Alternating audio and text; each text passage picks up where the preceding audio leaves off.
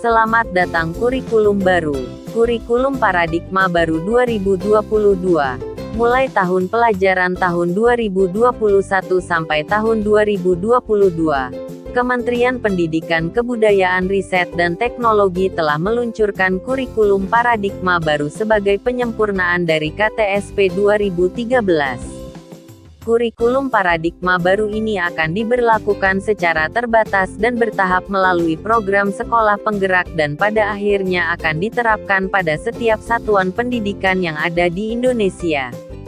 Sebelum diterapkan pada setiap satuan pendidikan, mari kita mengenal 7 hal baru yang ada dalam kurikulum paradigma baru.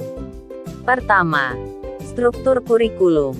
Profil pelajar Pancasila menjadi acuan dalam pengembangan standar isi, standar proses, dan standar penilaian, atau struktur kurikulum, capaian pembelajaran atau CP, prinsip pembelajaran, dan asesmen pembelajaran. Secara umum struktur kurikulum paradigma baru terdiri dari kegiatan intrakurikuler berupa pembelajaran tatap muka bersama guru dan kegiatan proyek. Selain itu, setiap sekolah juga diberikan keleluasaan untuk mengembangkan program kerja tambahan yang dapat mengembangkan kompetensi peserta didiknya, dan program tersebut dapat disesuaikan dengan visi misi dan sumber daya yang tersedia di sekolah tersebut. Kedua, hal yang menarik dari kurikulum paradigma baru yaitu jika pada KTSP 2013 kita mengenal istilah KI dan KD, yaitu kompetensi yang harus dicapai oleh siswa setelah melalui proses pembelajaran. Maka pada kurikulum paradigma baru, kita akan berkenalan dengan istilah baru yaitu capaian pembelajaran atau CP, yang merupakan rangkaian pengetahuan, keterampilan, dan sikap sebagai satu kesatuan proses yang berkelanjutan sehingga membangun kompetensi yang utuh. Ketiga, pelaksanaan proses pembelajaran dengan pendekatan tematik, yang selama ini hanya dilakukan pada jenjang SD saja. Pada kurikulum baru diperbolehkan untuk dilakukan pada jenjang pendidikan lainnya. Dengan demikian pada jenjang SD kelas 4, 5 dan 6, tidak harus menggunakan pendekatan tematik dalam pembelajaran. Atau dengan kata lain sekolah dapat menyelenggarakan pembelajaran berbasis mata pelajaran. Keempat, jika dilihat dari jumlah jam pelajaran, kurikulum paradigma baru tidak menetapkan jumlah jam pelajaran per minggu, seperti yang selama ini berlaku pada KTSP 2013.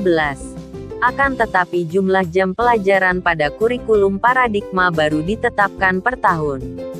Sehingga setiap sekolah memiliki kemudahan untuk mengatur pelaksanaan kegiatan pembelajarannya. Kelima, sekolah juga diberikan keleluasaan untuk menerapkan model pembelajaran kolaboratif antar mata pelajaran serta membuat asesmen lintas mata pelajaran. Misalnya berupa asesmen sumatif dalam bentuk proyek atau penilaian berbasis proyek. Pada kurikulum paradigma baru siswa SD paling sedikit dapat melakukan 2 kali penilaian proyek dalam 1 tahun pelajaran. Sedangkan siswa SMP, SMA, SMK setidaknya dapat melaksanakan 3 kali penilaian proyek dalam 1 tahun pelajaran. Hal ini bertujuan sebagai penguatan profil pelajar Pancasila. Keenam, untuk mata pelajaran Teknologi Informasi dan Komunikasi, TIK yang pada KTSP 2013 dihilangkan, maka pada kurikulum paradigma baru, mata pelajaran ini akan dikembalikan dengan nama baru yaitu Informatika, dan akan diajarkan mulai dari jenjang SMP. Bagi sekolah yang belum memiliki sumber daya guru informatika, maka tidak perlu khawatir untuk menerapkan mata pelajaran ini. Karena mata pelajaran ini tidak harus diajarkan oleh guru yang berlatar belakang TIK informatika, namun dapat diajarkan oleh guru umum. Hal ini disebabkan karena pemerintah melalui Kementerian Pendidikan Kebudayaan Riset dan Teknologi telah mempersiapkan buku pembelajaran informatika yang sangat mudah digunakan dan dipahami oleh pendidik dan peserta didik. Ketujuh, untuk mata pelajaran IPA dan IPS pada jenjang sekolah dasar kelas 4, 5, dan 6, yang selama ini berdiri sendiri. Dalam kurikulum paradigma baru, kedua mata pelajaran ini akan diajarkan secara bersamaan dengan nama mata pelajaran Ilmu Pengetahuan Alam Sosial, IPAS. Hal ini bertujuan agar peserta didik lebih siap dalam mengikuti pembelajaran IPA dan IPS yang terpisah pada jenjang SMP. Sedangkan pada jenjang SMA peminatan atau penjurusan IPA, IPS, dan bahasa akan kembali dilaksanakan pada kelas 11 dan 12.